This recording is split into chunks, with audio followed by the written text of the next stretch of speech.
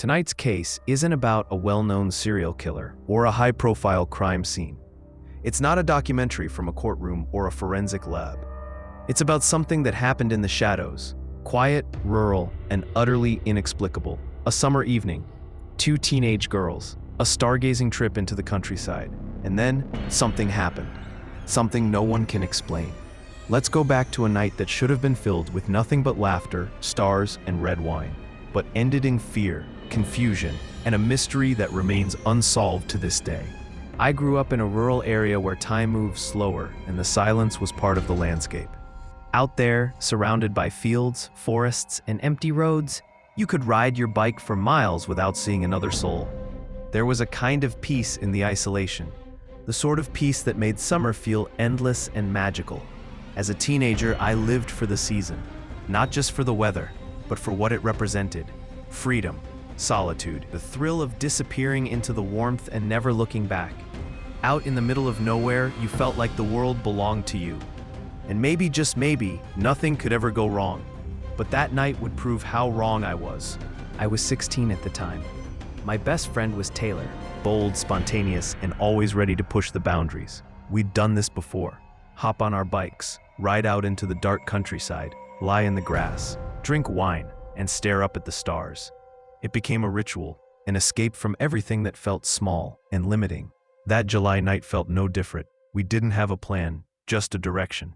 Taylor had a new spot in mind, past the edge of town, somewhere beyond the farmland, where no one would find us. Somewhere perfect, she promised. By the time we left, it was around 10 p.m. Our bikes carried us down empty roads, under flickering streetlights, past quiet farms and overgrown fields. Maybe 20 minutes passed, maybe 30. Time didn't matter, not yet. Eventually, Taylor stopped. No landmarks, no fences, no signs, just a wide open field under a pitch-black sky. She grinned. We're here. We laid out a blanket in the middle of the field, popped open a bottle of cheap red wine, and took turns sipping it under the stars. There was something intoxicating about that night, and it wasn't just the alcohol. The air felt still, the grass soft, and the sky infinite. We named the constellations we remembered, laughed about childhood memories, and whispered wishes to the stars. Taylor asked if I thought we'd see a shooting star. I told her probably not, but to keep looking, and we did. There was a moment, brief but unforgettable, when Taylor looked at me with something in her eyes, something I couldn't quite place. Maybe longing, maybe curiosity, maybe more. I brushed it off. Maybe I was tipsy. Maybe I was reading too much into things. Whatever it was, it passed. Then suddenly, a shooting star. We both laughed. It was one of those reactions you can't control, a mix of joy, awe, and disbelief. Taylor told me to make a wish. I did. I don't remember what it was, but I'll never forget what happened next.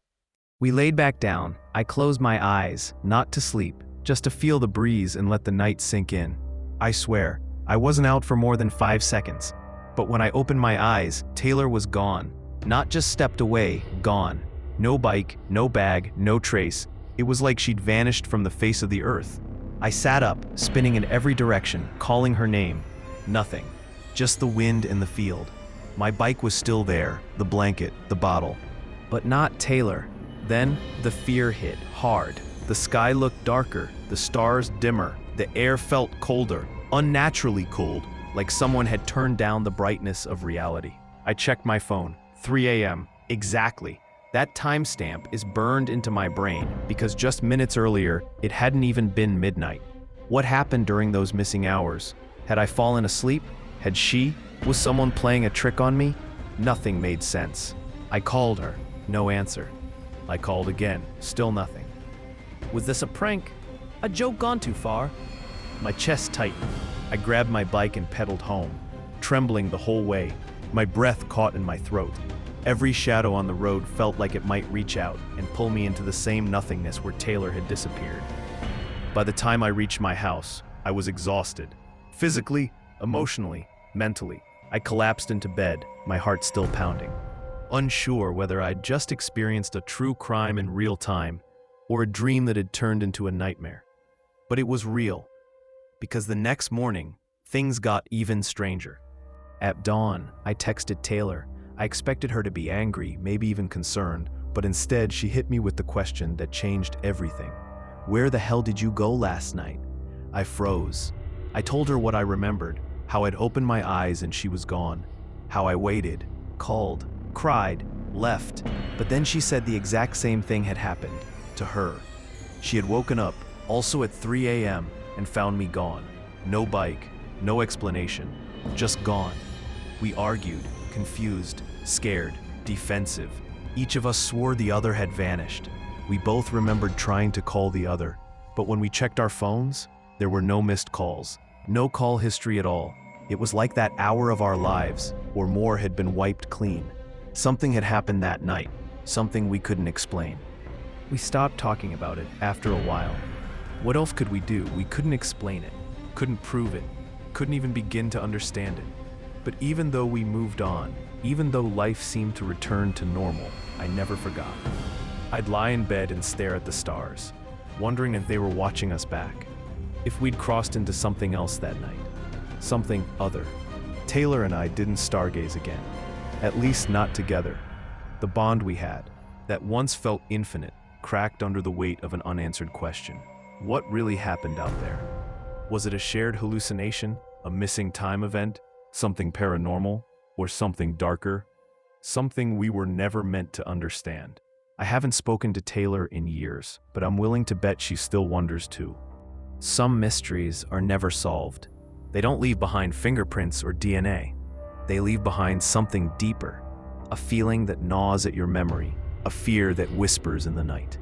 This is one of those cases, a missing person case where no one was missing, a cold case without a crime scene, a true horror story without a monster, or at least not one we could see. What do you think happened that night? Was it a supernatural encounter, a glitch in reality, or something far more sinister hiding in the dark? If you enjoyed this case and want more stories that dive deep into the eerie, the unexplained, and the criminally mysterious, make sure to subscribe to True Crime Archives channel, where we archive the strange and disturbing, one unsolved mystery at a time. And now it's your turn. What do you think happened in that field? Let us know in the comments. Your theory might just be the key to unlocking this eerie case.